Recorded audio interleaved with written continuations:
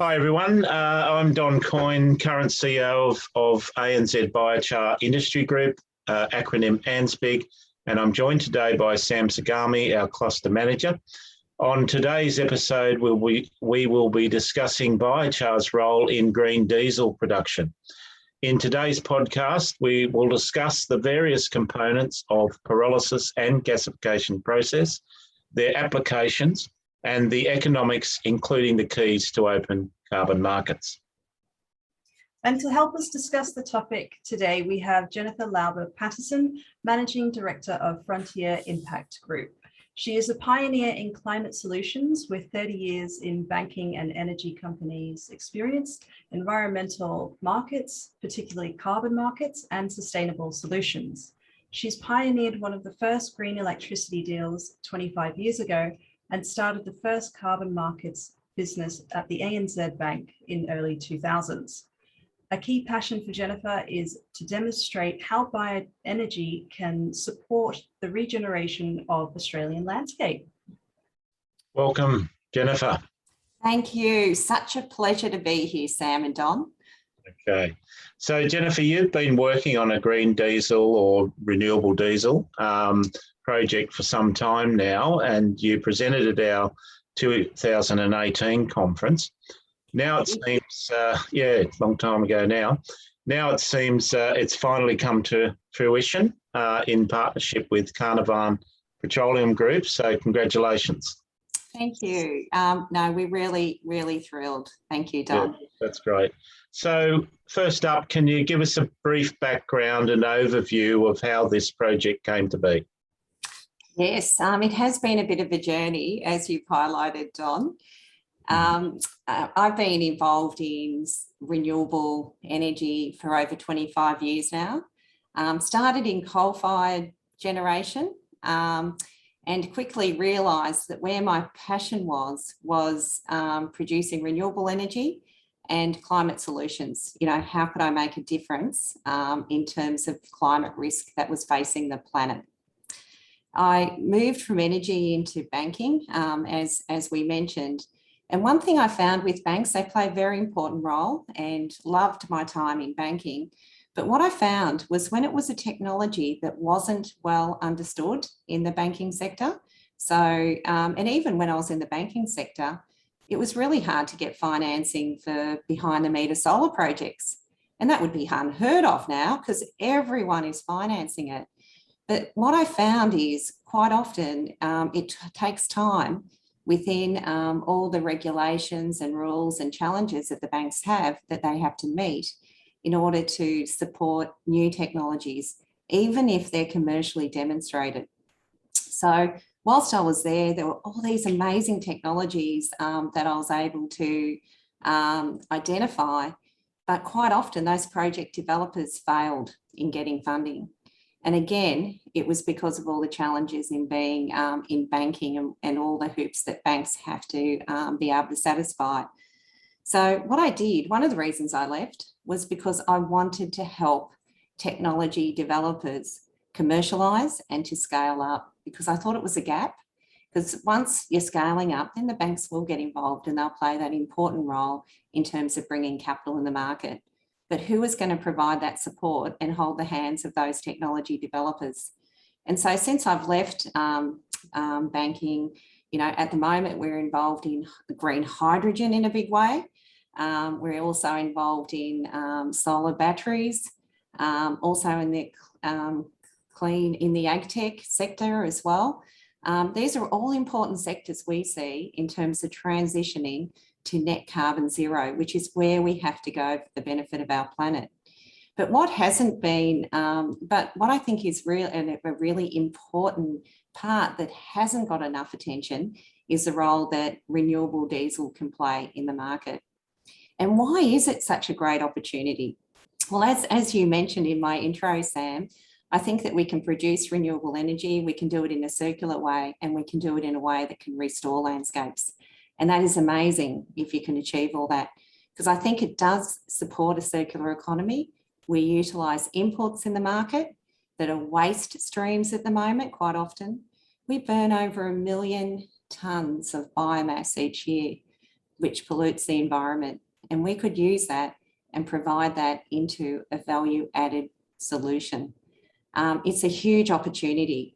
So what I believe is this is a technology that needs to be part of the mix. Hydrogen will be important, electrical will be important, but the role renewable energy in the form of renewable diesel is equally as important as any of those other solutions. And I'll talk more about that when in some of the further questions I'm assuming you will be asking. But I got involved in this technology 7 years ago now, and that shows you how tough it is. And I've got to say, I never understood how tough it was going to be being an entrepreneur until I started on this journey. But when you do, you become so passionate and you just realise how important it is. And there were a lot of challenges that we had to overcome from the start. But what is the good news is we've overcome those challenges. The timing is right, and we've developed a business model that we think is exceptional IP in order to be able to scale up this technology, and the impact it can have is huge. So that's how the journey has been tough, but we're really excited about how impactful we can be in the very near future. It's an amazing journey. So thank you for sharing with us so openly there. Could you just explain a bit about the technology that you're using to create the green diesel? And I suppose, why are you so passionate about it? I mean, you've kind of alluded to your passion right there in the beginning, but, if you could just speak to that a bit more. Yeah, no, the technology is referred to as high temperature pyrolysis in terms of the way it's described.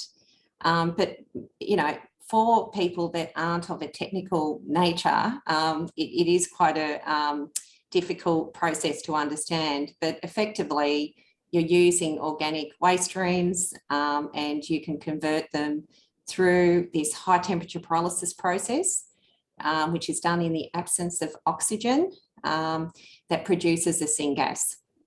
And high temperature pyrolysis systems utilising syngas is a technology that is now well understood in Australia, I believe. The bit that our technology does really well and is proven at the commercial scale is converting it to an actual renewable diesel, drop-in diesel. So it's the distillation process that enables that syngas to be converted into a renewable drop-in diesel. So we don't have to process it through another refinery or anything. It's all a whole solution in our process. So it's really quite an exciting commercially proven technology. Why I'm so excited about this, there are many different reasons, but one of them is the aspect around fuel security. Fuel security is an urgent risk to Australia at the moment, and it's not a risk that I think we should be not addressing in a proactive way now.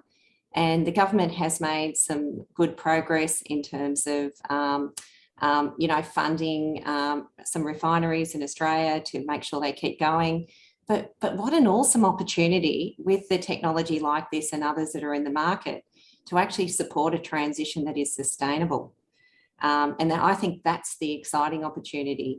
And because these plants can be put into the regional areas, which is where we need the food security as well, doesn't it make sense to actually implement this strategy? And the impact it can have on fuel security could be enormous at a time that we might need it. And as we know, there are risks that happen in the market, and fuel security is one that has been raised as an issue for some time. We're meant to have 21 days of fuel security. Even 21 days doesn't sound that good to me, but from what I understand, and I think the federal government has tried to recently manage that, but we've gone down to as little as 10 days of fuel security. And that would mean, no diesel to power transport, to power the agricultural sector to produce, food to supermarkets and those sorts of things. And I think that's pretty scary. I was just about to say, it does sound quite scary, just even thinking about the impact that can have and the knock-on effect that it has as well. Absolutely. And what's exciting is we've got the solution. We can actually, we have a solution that can actually address that. And it won't happen overnight, but the earlier we start, the better. And it'll give us independence. It'll give us more independence around our fuel as well. And the other reason I'm passionate about it is because it helps communities. One of the things that we identified reviewing the project and its benefits to the community from an economic basis, which is one of the elements that we need to look at, is per tonne of dry biomass equivalent, the economic value, just taking into account the renewable fuel facility, is $900 a tonne. When we compare it to, now that's a huge value, particularly when you compare it to the fact that quite often we burn some of the biomass or it gets diverted to landfill. It's a huge economic benefit, isn't it? Absolutely. If we export it, it's only around $230 a tonne.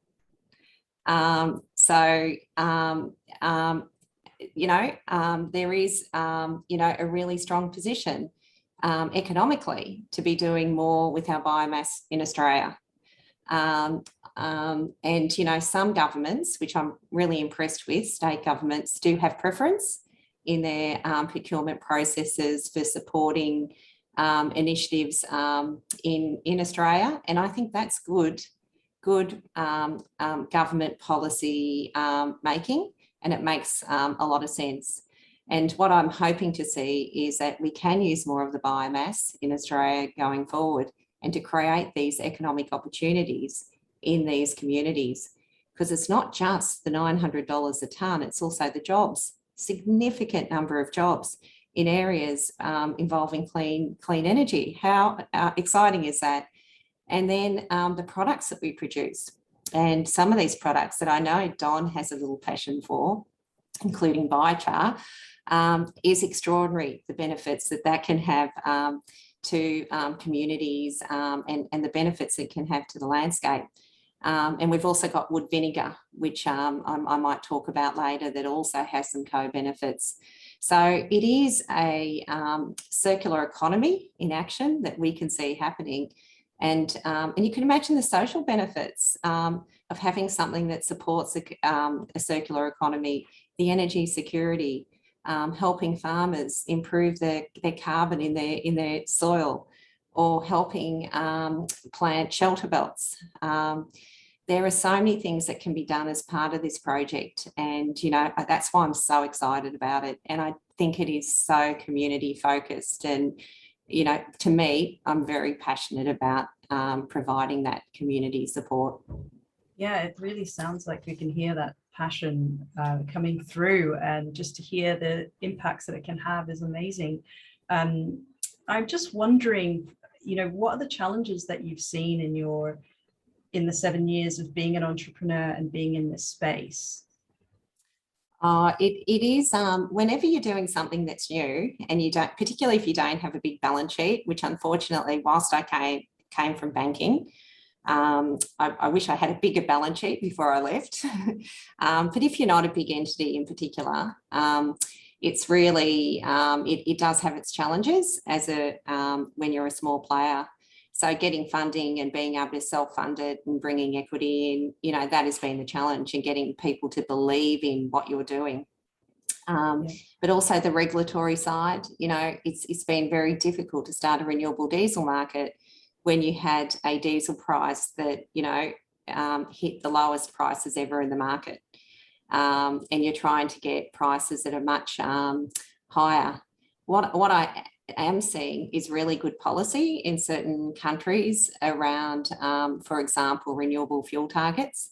So in the UK now, you are mandated to have to produce a certain amount of renewable diesel, and New Zealand are going down that path as well.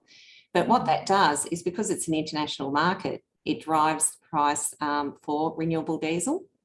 But where possible is, whilst we can sell to those international markets, We are in negotiations with corporates in Australia who we are hoping will at least close to match those prices so we can keep the renewable diesel here in Australia. And because it's still competitive as a transition to net zero carbon, we think there is that appetite in Australia, and we're really excited by the corporate response that we've received so far. Wonderful. Thanks, Jennifer. So yeah, I guess the thing I love about this project is that we're mining new carbon instead of the old carbon. And we've talked about the biomass, you called it organic waste streams. It's also called feedstocks. So can you just explain what are the biomass sources you intend to process? And just an idea of the sort of volume weight per annum of biomass that you can process through this project.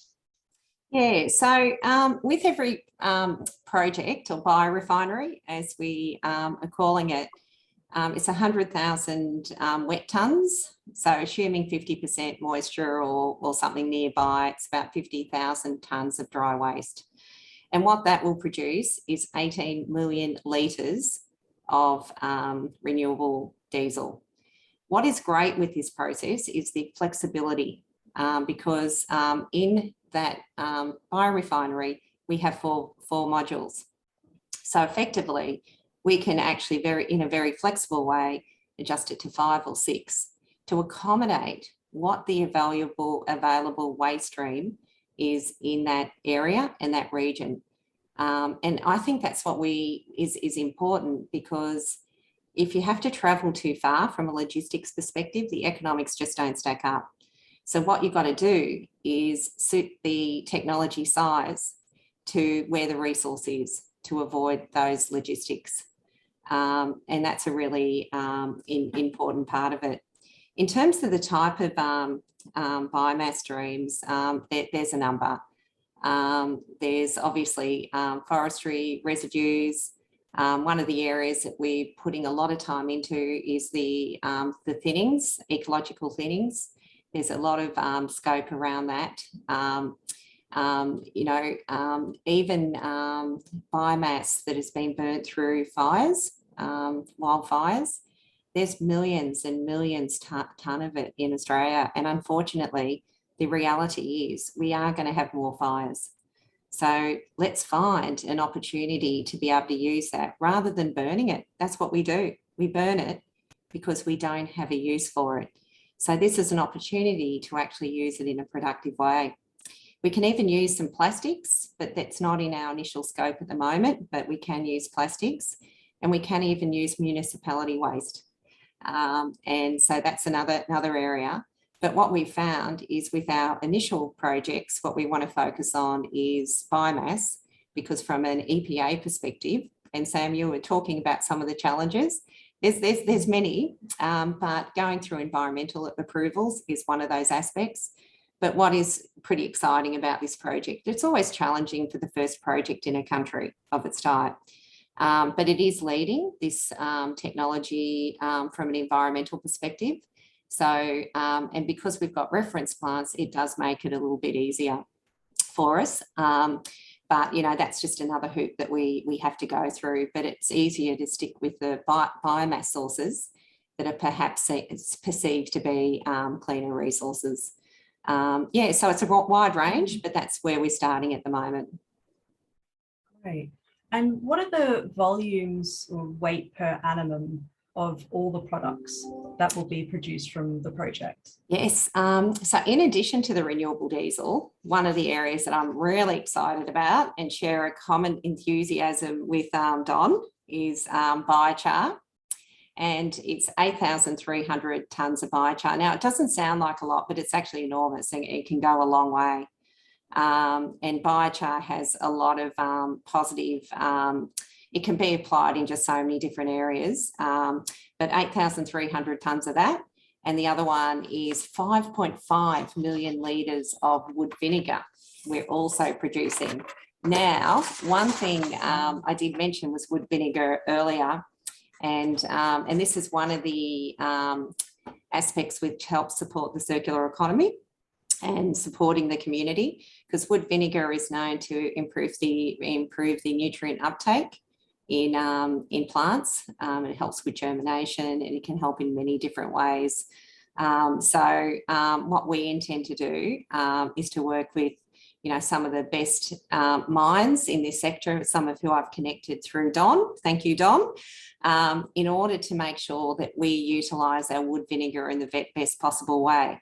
But given that our first project is going to be in Western Australia and near the wheat belt, what we'd like to do is develop a product that can help the wheat belt enhance its soil health and the carbon in its soil in particular. Thanks, Jen. So look, as far as Carnarvon goes, what products are they creating from the green diesel? So they're not your average group, are they? We love Carnarvon. We love their, they're a real innovative thinker, and they're just so professional and so good at what they do. Really passionate about also the opportunity. Of course, they're a big corporate, so they're going to look at the economics. But what's great is the economics does stack up for them. And the areas that they can see this moving into is obviously any sort of transport areas and opportunities, road transport. As we know, it replaces diesel. So whether it's rail, whether it's shipping, whether it's trucks. But the other exciting one is jet fuel, because whilst we might have innovation in the hydrogen and the electric space on the ground, I think it'll be some time before we can get a solution in the air. And I think the green diesel side, that's where it's going to play a particularly important role. And that's an area that we would also like to participate in, although we are commencing with road transport initially. Wow, that's amazing. And are there any other products produced from the project that you will seek to find markets for? Yeah, what we're doing is a lot of work around the biochar and what we can do with that. We do have an agreement with an overseas provider, but it does give us flexibility because and we needed that from an investability perspective. But what we're really trying to work hard is because we want to support that circular economy, is how can we use these products in Australia and develop value add in Australia. So that's an important part of what we're doing and looking at what we can use that biochar for. In terms of biochar, can be used for animal feed even. And some of these things should not be underestimated, because with the cost of carbon credits going up and the implications of methane reduction, that could become really valuable in terms of generation of carbon credits. It's used for water filtration, it's used for reduced need for water in the soil.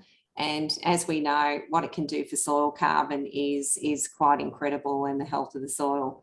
So they're the more traditional ways that it's been used, but even dealing with contaminated soils is another good, it's endless, isn't it, Don? But the other areas is graphene, because graphene can come from biochar. And graphene is basically 100% carbon. In our biochar, we've got basically a very high quality form of graphene, which is, it's actually got 70% of graphene in the biochar product. So very high quality. So it opens up a lot of new markets. A lot of demand for this biochar and graphene in the international market. But again, we want to help create those markets in Australia. And some of the areas that I know that some of the group in the Australian Biochar Association has had some great success is in the cement sector, asphalt, just in terms of reducing costs, being more sustainable in the long term, just incredible what it can achieve. In terms of building products, that's another area. Paints and coatings, which is anti-fouling protection, is enormous. 3D printing, increased strength. lubricants, which reduce the fraction, insulation. That's a really good one. Insulation foam. So, you know, the cladding issues that we had, this product can overcome those cladding issues. Another one is that's really interesting is personal protection. So in some of the defence forces internationally now, they're using graphene, and it can actually stop a bullet from penetrating your uniform. That's how strong it actually is. So as you can tell, there's so many different applications for it. And one of my personal passions is batteries and the role it can play with batteries. So some are saying that it will eliminate the need for lithium, which is quite a game changer, but it will enable batteries to last longer and reduce the cost of them. And you can imagine what that will happen to the energy transition worldwide. So that's another exciting space. So so we're happy to chat with people who are interested in utilising graphene in their end product and work with them with the innovation. We've got a great partner from overseas who's already commercialised some products. So happy to help facilitate that. What we want to see is the market moving, because as we know, Don, the carbon gets stored in graphene and biochar, and it doesn't go into the atmosphere like it does when we burn biomass. We actually store all that carbon in that product or in the soil. Yes, correct. Carbon, we could call it the carbon sink economy as well. Absolutely, Don. Yeah. So look, Jen, I think you've answered what market that you see the products going into. So I guess finally, talking about carbon sequestration, carbon sinks, the theme of our conference this year is Biochar and the Carbon Drawdown Decade. So how do you see biochar and the associated technology that you're using help us achieve more carbon drawdown? You may have just answered it. The project is net carbon negative, as we know, and part of it being net carbon negative is because we can store that carbon. So without the biochar, that wouldn't happen. So that's a really important point. But in our first project, it's about 180,000 tonnes of carbon that it will be reducing. Now, someone gave me a stat of the benefits of this, and they compared it to solar. And they said, look, that's 180,000 tonnes. And what they said to me was, do you know that I'd need a 110 megawatt solar farm to actually get equivalent reduction? And in addition to that, I'd have to utilise 50 times more land than what you do for a renewable diesel project. So, and this is not being negative to solar. I've been one of the biggest solar advocates in the market forever. But what I'm just trying to highlight is how valuable these biorefineries are and the value add they can make to the drawdown of carbon, but overall in overall carbon reduction. So thank you, Don. Thank you, Sam. Really enjoyed being part of this podcast. And really thank you for all your wonderful questions. Yeah. Thank you. Thank you, Jennifer. I felt, that was a really good overview and was explained in a really simple way for people to understand. So that's great. And here we are, we're making the transition from mining fossil fuels to new carbon. So that's a more sustainable source of carbon. And that's what our code of practice is about that we're working on. And we had an interview with our chair, Nigel Murphy, a couple of weeks ago. So it all ties in, and it's really, really exciting. So what is the best way for people to get in contact with you, Jen? There is a link via our website. So it's frontierimpact.com.au. We're also going to be launching our future Energy Australia brand, which is our JV with Carnarvon, which we're really excited about. So there'll be a website there, but that's probably the best, or through you, Don. I'm happy for people to contact through you. But one thing I did want to highlight, if people aren't aware, is the importance in the standards in biochar that you've developed. because one of the reasons I think biochar, and this was part of the challenges that we're talking about, hurdles, everyone went, oh, biochar doesn't work. I tried it and it didn't work. The problem was with biochar, there's so many different qualities. And if you don't utilise the right grade for the right outcome, it doesn't work. And that's the experience that people had. What's good is the graphene industry have got on top of that early, and they're already recognising that. So one thing that's really important is understanding that a biochar isn't a biochar, a graphene isn't necessarily a graphene, and just understanding what is its best use. And if everyone wants to know who can help provide guidance on that, Don's definitely the man.